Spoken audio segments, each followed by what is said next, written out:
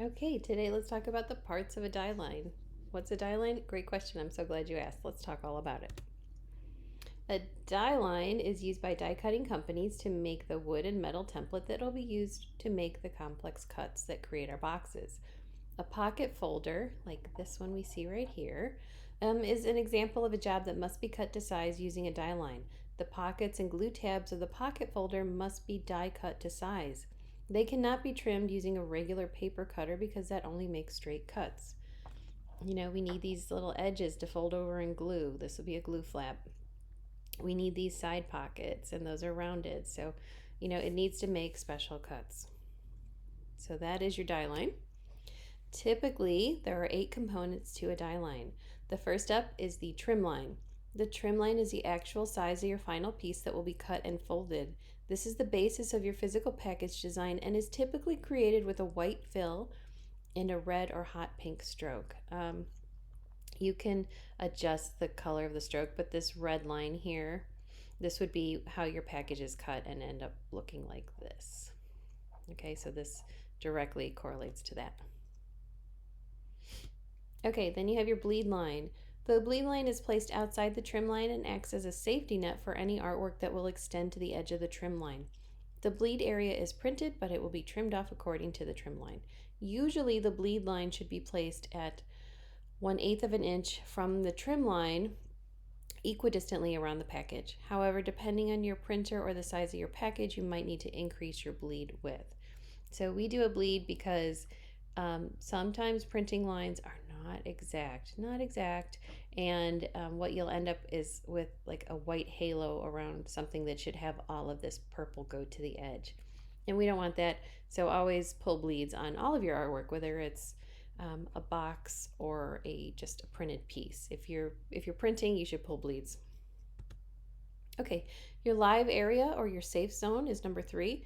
The safe zone lines are to note the area that'll be guaranteed to be visible. So like I said, the die line doesn't always print exactly where you think it is. So if you have something right up here on the edge and it's important information like a phone number or website that you want them to see no matter what, that could get cut off or folded. If it's on the fold, it's going to look crinkly and it won't look right. So we don't want that. This is especially important for designers who will be using the die line as a guide for their artwork. It will help guide their designs to make sure everything important is visible and doesn't get cut off, look off center, or look a little awkward. So always kind of like, even if you don't add this safe zone into your die line, make sure mentally you're giving yourself this nice margin. Give yourself a margin of error for every design that you create. Okay, up next, number 4 is the fold line. Fold lines are noted to show where the different planes of your package design should fold and create dimensional packaging. This is not only important for reference when packages are being built, but it's also important for you, the designer, to make sure important design elements are not placed along those fold lines. So yeah, you don't want something to be here where it would fold over because you just wouldn't see it, or don't design all the way up because this is a flap and will be covered up by the box lid, so you just won't see it. It's okay to add artwork that's it looks like good with the main image, but it's not really of any importance. So your fold lines are usually denoted by a dashed line like this, so that's where everything folds. Your perforation line. Some package designs have you would create lines on your die line to show where any of the package design will be perforated. Some packages need perforations for punch outs or tear offs. You may not have to use this line. It really depends on your design and product.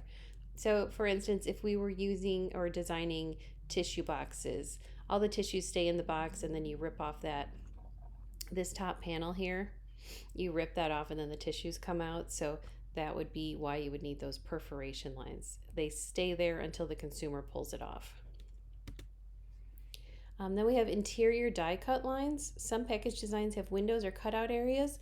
If this is the case in your project, make sure you create a separate line for this. Die cut lines indicate custom sections that need to be removed on the interior of the piece. So for instance, windows that show your physical product on the inside of the package. Again, you might not need this, but it depends on your design of your product. So I think what we're looking at here is a bakery box. So if you wanted your customer to see the donuts inside, which would be a great idea, you would probably put some sort of film over this, but you would die cut this area. It would be an interior die cut line, not an outside that shows the full size of your box, but an interior window basically. Then we have the glue area. This part of the die line indicates the area where the package will have adhesive applied when building the final package. If your package can stay closed on its own without glue, again, you might not need this.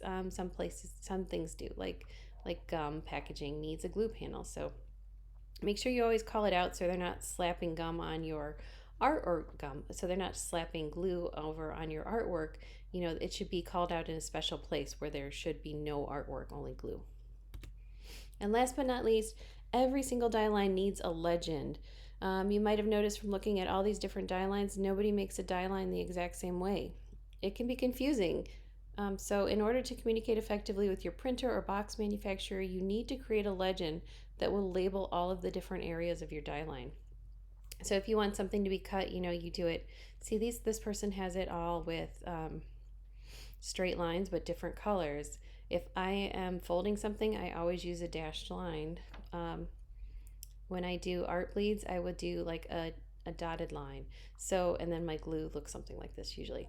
But everybody does it a little different, and so that can be really frustrating to your box manufacturer, or say me, who's looking at your die line. So make sure that we're able to read it. Think of it like a map, and you're explaining it to me in a different language. Tell me what I'm looking at.